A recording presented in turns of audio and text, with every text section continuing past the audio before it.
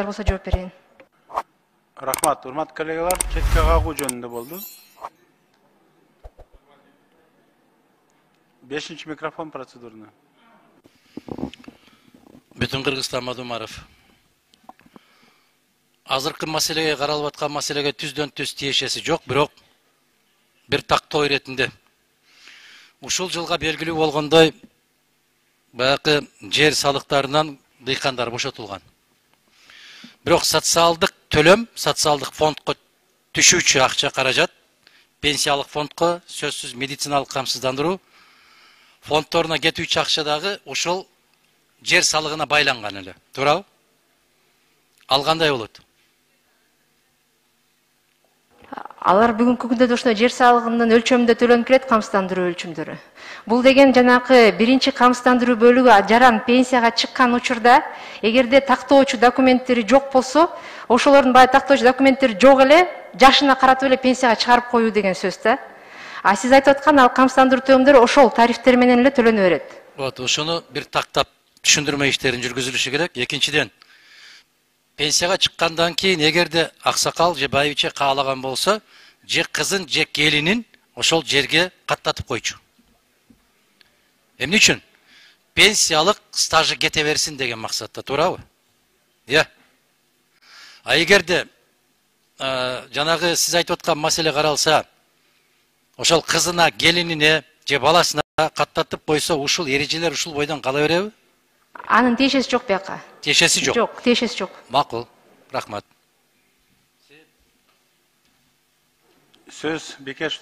Бизде азыр мына өзүңүз билгендей, Россиянын өзүндө эле 1 миллион 65 миң мигранттарыбыз бар. Башка мамлекеттер менен да ушу пенсиялык сиздер келишимдер барбы? Алар эртең келет да, Кудай буйрса келсе, алардын тагдыры кандай болот? Жана сиз айткандай 4 миң сом эле которуп тур деп, анан алар да ушундай кейбейби деген ойду айтып атам. Туура айтасыз, бүгүнкү күндө өзүңүз билесиз, ЕАЭС мамлекеттери менен бар. Россия, Казакстан, Беларусь, Арменияда эмгектенгендер болсо, анда ЕАЭС мамлекеттери менен эме бар. Андан тышкары Туркия мамлекети менен 2020 жылдан бери иштеп келет. Андан тышкары Түштүк Корея менен бар макулдашуулар. Алар сиздерге ошолордун которгон акчасын которуп берип турат биз жака.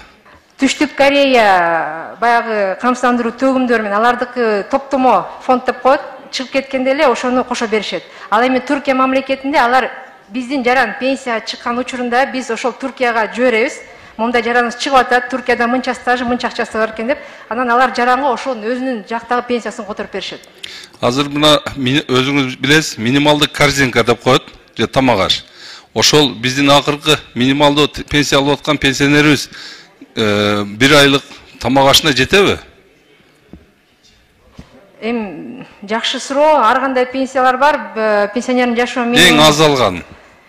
Эң аз алганы мисалы 2 жыл стажы бардары бар. 600-700 сом менен чыгып калышы мүмкүн. 2 жыл. 7 жыл стажы менен бар, 1200 менен чыгып калат. Бул баягы стажына жараша. Бирок айта кетчү нерсе, аз алган пенсиясы аз, бул баягы кедей дегенди түшүндүрбөйт. Бул баягы стажы аз деген түшүрөт. Балким баягы ошол эле 15 миң алган адам кедей болуп калышы мүмкүн. Анткени анын башка немеси жок да.